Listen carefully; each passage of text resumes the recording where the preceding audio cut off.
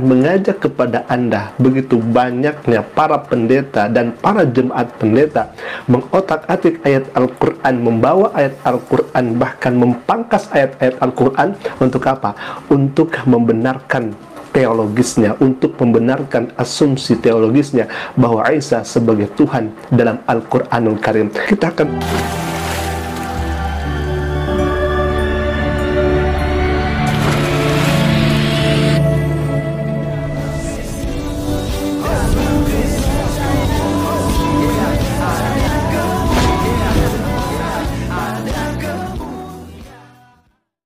Shalom Elechem Bisem.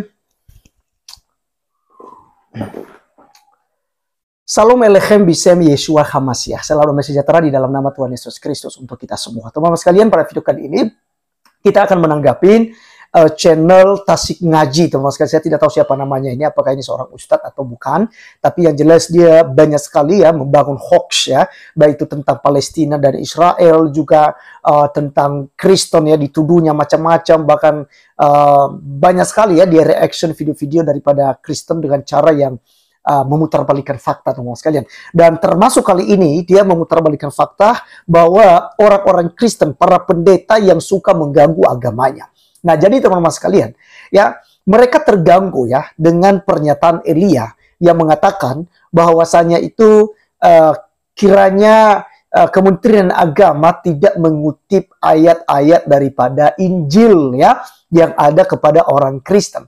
Nah, teman-teman sekalian, mereka tersinggung, bahkan mereka menuduh Elia sebagai penistaan agama. Nah, dia menuduh bahwa para pendeta ini suka mengutip-ngutip Al-Quran, katanya membahas Al-Quran di khutbah-khutbah mereka untuk membenarkan teologisnya.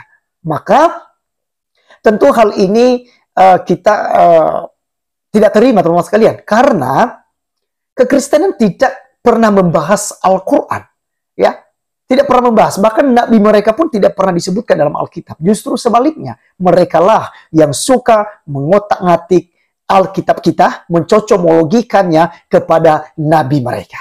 Nah, teman-teman sekalian, sebelum jauh kita membahas ini, kita dengarkan dulu pernyataannya yang ada berikut ini.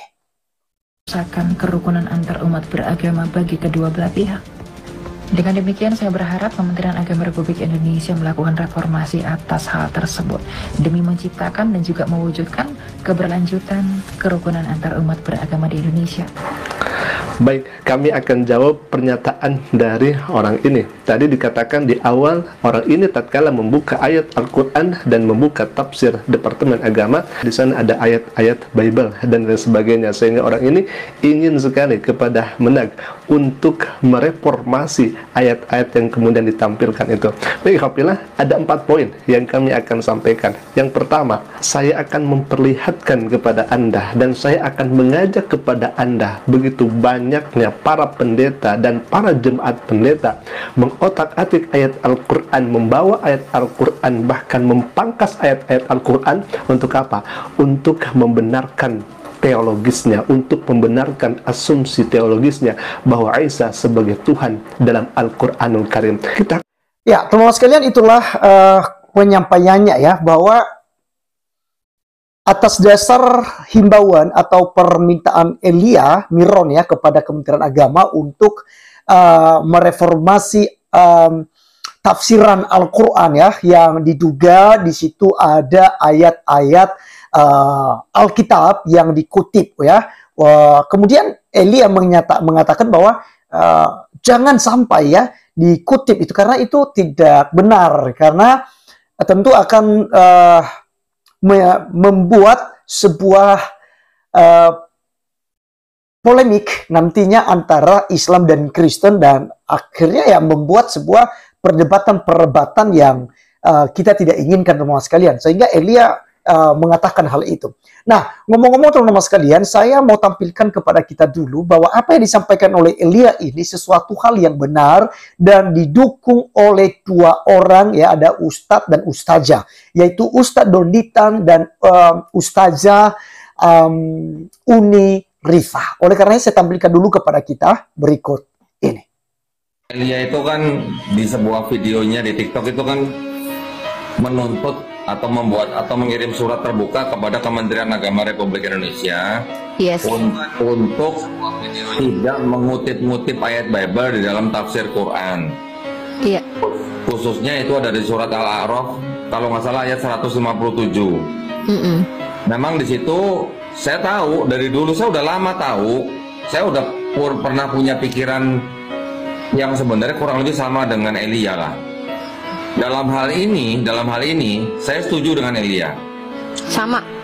Ya, karena kita sebagai umat Islam sudah tahu dan yakin bahwa Taurat, Zabur, Injil yang disebutkan di dalam Quran itu bukan Bible-nya Yahudi, bukan Bible-nya Kristen.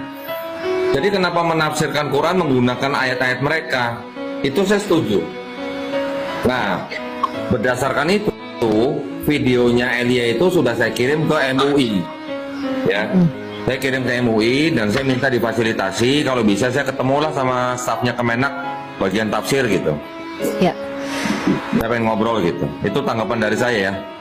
Nah, teman-teman sekalian, di sini kita lihat ya bahwa ada dua orang, yaitu Ustadz Doditan dan juga Ustadzah Unirifa, setuju bahwa memang MUI dan Kemenak itu salah mengutip ya ayat-ayat Bible, kata mereka ya, kitab yang dimiliki oleh orang Kristen saat ini. Nah, jadi mana yang salah?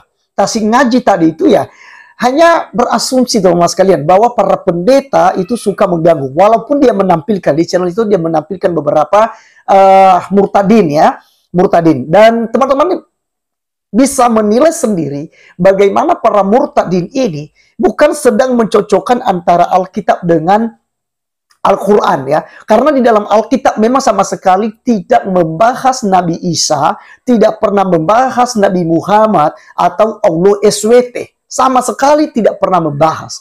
Nah, kemudian kenapa mereka mengaitkan tentang Isa itu terkemuka di akhirat dan di dunia dan di akhirat gitu ya.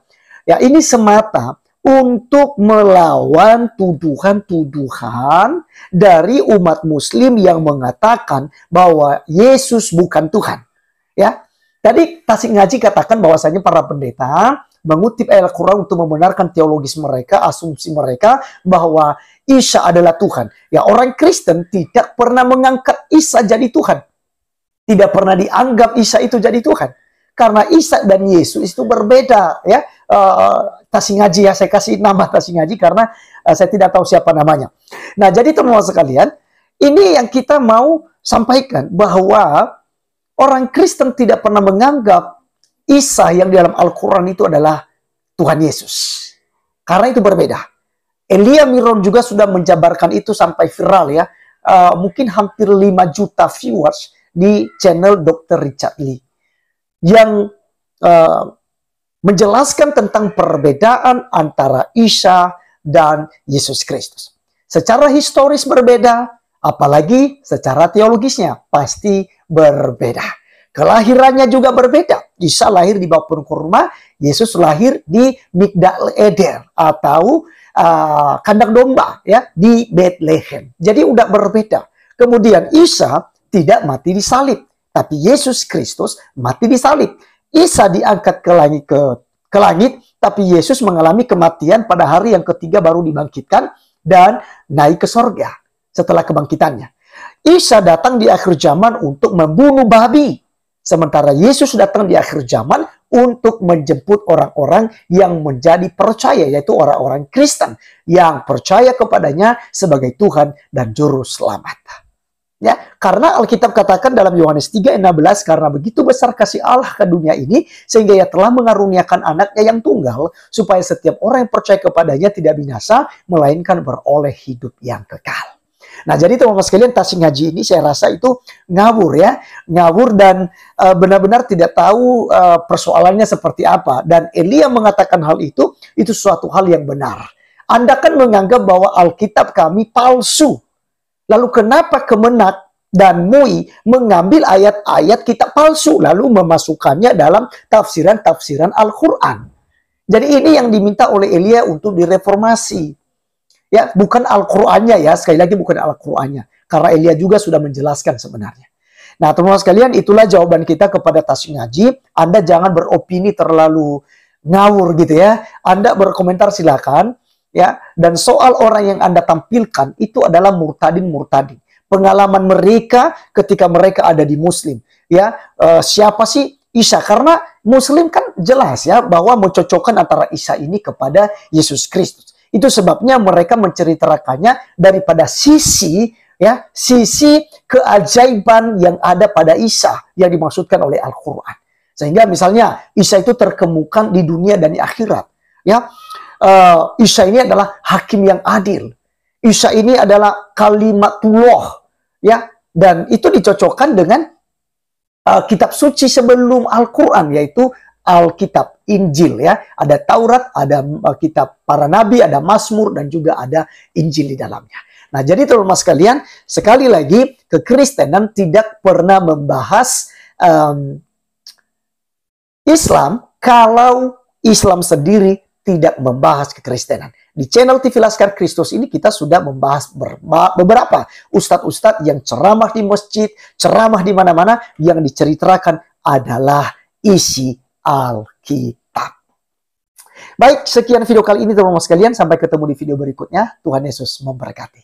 Salam.